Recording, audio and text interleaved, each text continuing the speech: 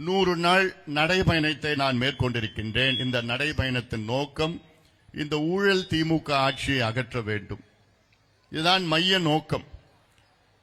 இந்த திமுக 4.5 ஆண்டு காலம் தமிழ்நாட்டை ஆண்டு நாசப்படுத்திக் கொண்டிருக்கிறது. மீண்டும் திமுக ஆட்சிக்கு வந்தால் தமிழ்நாடு முழுமையாக அழிந்துவிடும். அதில் குறிப்பாக இளைஞர்கள், வருங்கால சந்ததியினர்கள் எல்லாம் அழிக்கப்படுவார்கள்.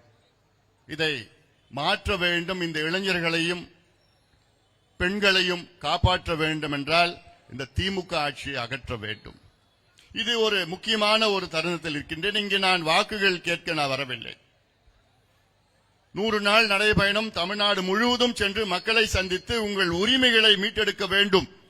நீங்கள் எல்லோரும் சேர்ந்து போராடுங்கள், தட்டி கேளுங்கள், அப்போதுதான் உங்கள் உரிமைகள் கிடைக்கும் என்ற நோக்கம். ஒரு உதாரணம், இன்று காலை நான் வீராணம் ஏரிக்கு நான் சென்றேன். வீராணம் ஏரி என்றால் உலக புகழ்பெற்ற ஏரி, சோழர்களால் வெட்டப்பட்ட ஏரி, 1100 ஆண்டுகளுக்கு முன்பு வெட்டப்பட்ட ஏரி. அது தமிழ்நாட்டிலே 4வது பெரிய ஏரி. 1.5 TMC தண்ணி கொள்ளளவு கொண்ட ஏரி. எப்போ? 1100 ஆண்டுகளுக்கு முன்பு. இன்னைக்கு 1 TMC, அவ்வளவுதான். 47 அடி இருந்தது ஏரி, இன்னைக்கு 20 அடி தான் இருக்கு. தூர்ந்து போய்விட்டது இந்த ஏரி. இந்த ஏரி இந்த சுத்து வட்டாரம் பகுதியில பாசனம் செய்து கொண்டிருக்கிறது. நேரடியாக 50,000 ஏக்கர், மறைமுகமாக 40,000 ஏக்கர், 90,000 ஏக்கர் பாசனம். பாசனம் மட்டுமல்ல, நிலத்தடி நீர் இதனால் உயர்ந்து இது மக்களுக்கு பயனுள்ளதாக இருக்கிறது. இந்த வீராணம் ஏரியிலிருந்து, காவேரியிலிருந்து தண்ணி வருகிறது. இப்போ இந்த ஏரியை தூர்வாரணும்.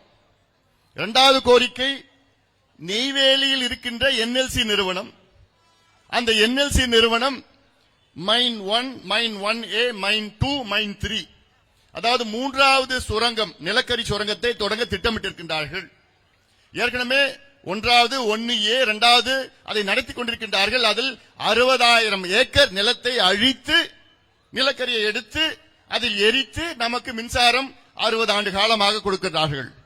இப்பொழுது NLC உடைய பயன் தேவையில்லை. காரணம், மின்சாரம் எத்தனையோ வகையில் வருகிறது. தமிழ்நாட்டுக்கு மின் தேவைகள் 18,000 மெகாவாட்.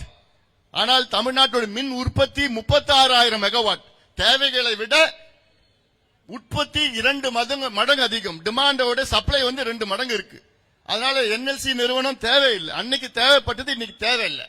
ஆனால் NLC என்ன பண்றான்னா, அங்க புவனகிரி பகுதியில, கம்மாபுரம் பகுதியில 26 கிராமத்தை அவங்க கையகப்படுத்தி 3வது நிலக்கரி சுரங்கத்திற்காக, நம்ம வண்டி வருது விடுப்பா.